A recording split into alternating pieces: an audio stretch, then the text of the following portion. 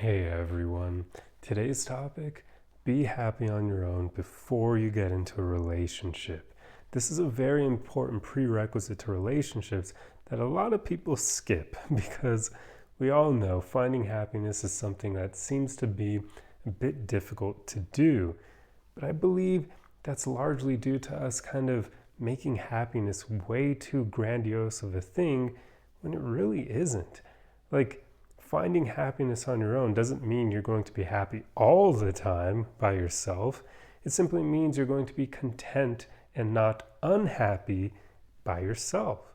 So that's a better way, a healthier view for happiness. It's not like being perpetually happy, because that's not realistic, that's not going to happen, but it means at least not being unhappy. So finding just that neutral zone of emotion that you can stay in where you're neither super happy all the time, but you're not unhappy either. I like to call that place being content. But it's incredibly important to find that contentment in your own company before you try to get into a relationship. Now, you can definitely circumvent this step, and maybe circumvent isn't the right word, but you can skip it entirely and hop into a relationship without finding that happiness or that contentment on your own. But that relationship is most likely going to fail, because one of the main problems people run into when they skip this step is they then try to outsource their happiness on their partner. They try to extract it from other people. And whenever you outsource your happiness like that, whatever happiness you do end up finding, because you certainly can still find some happiness when you do this, but the problem here is it will always be fleeting. Why? Because it's not coming from within. It's not coming from you. So naturally it's going to be fleeting. You're only going to have that happiness so long as those other people are in your life and they're doing things that lead to you being happy. Because I imagine even people who try to extract their happiness from others, there's still going to be moments where those people do things they dislike. So now they're not going to be happy anymore. So it's just stupid to try to extract your happiness from other people, because they can't live up to that expectation, and any happiness that they do end up fulfilling is always going to be fleeting, because you always need them doing whatever it is that makes you happy in order for you to be happy. But if they're gone, now you're not going to be happy. So you see this rather often with people who do this, because inevitably when their relationships don't work out and they end, you see just how unhappy they are, because they place so much happiness on their partners that once they lose them, they no longer have that source of happiness. And I'm not saying that like your partners won't be sources of happiness for you, because they definitely can be. But the goal for your relationship should be that your partners only elevate the happiness that you already hold within you, not that they're your complete source of happiness. That's really unhealthy. I would even say that's almost toxic. It's not good to do that. This is why you want to work on becoming happy on your own, which, as I said earlier, being content on your own is probably a better way of putting it. But I'll just say happy on your own because it makes it easier for people to understand. You want to obtain that, to achieve that state before you hop into relationships, because then you can be certain that you're not playing into that toxic, unhealthy love where you're using your partner to supply all your happiness, because that's just such an unfair thing to do to them. Nobody wants to be somebody else's sole source of happiness unless that person is incredibly deeply insecure themselves and they get like a feeling of contentment or like a feeling like their life matters from being somebody else's source of happiness. Or if they're incredibly manipulative, think like a narcissist, they would love to be your main source of happiness because it allows them to control you. So that's not a good place to be. So really, you're only going to attract bad people if you continue placing that kind of expectation on others, because it's going to scare away good people, people who've actually worked on themselves. I've spent a lot of time working on myself, and I can tell you right now, I do not want anything to do with women who place all their happiness on me. Why would I want to play that stupid game? I don't want to be responsible for the way she feels, that's her own job. Why the hell would she try to outsource that to me? Like, no, hell no. I don't want to take care of her emotions like that. She should be mature enough and enough of an adult to handle that on her own.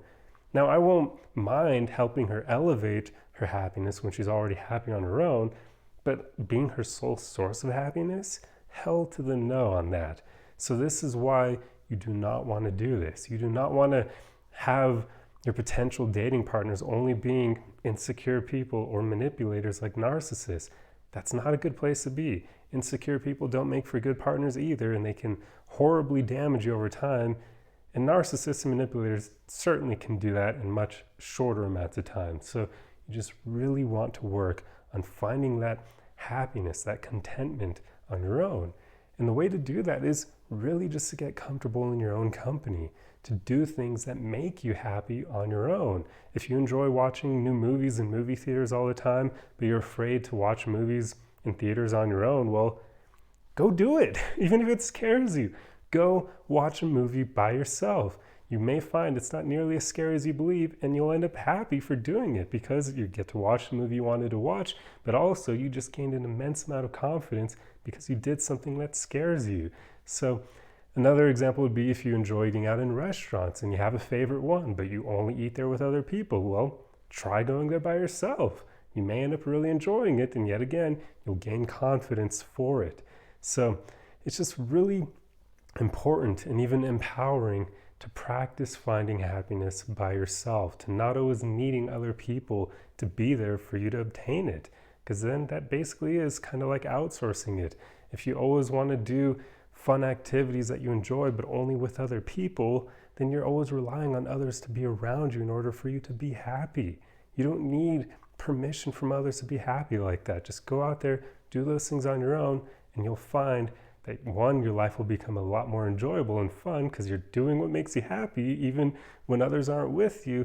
And two, as I said earlier, you'll gain an immense amount of confidence for finally doing things on your own and not caring how other people judge or perceive you for it. So it just really makes your life better, and it has that added benefit of making your relationships better too, because you'll finally have one of the keys necessary to create healthy relationships. Because being happy on your own is certainly a huge prerequisite to creating healthy relationships. The other two keys, I would say, in my opinion, are having high levels of emotional maturity, which means, as it sounds, just managing your emotions well, being able to control your responses to your emotions, that sort of thing. It doesn't mean like stopping yourself from feeling your emotions. That is very unhealthy and toxic. It just means feeling your emotions, but knowing when to act on them or when not to. And then the other key, so the third key, is having high levels of self-awareness, because that's also important for creating healthy relationships, as it sounds, of course, because you need to know when you're the problem and not just your partner. You need to be able to take that responsibility and accountability for your own life, know the things that you have to work on, and then be an adult and be mature about them and go out there and work on yourself. So there you go. This video kind of had a lot more nuggets of wisdom than I intended, but hey, that's awesome. That's what I intended to do, help you guys as best I can.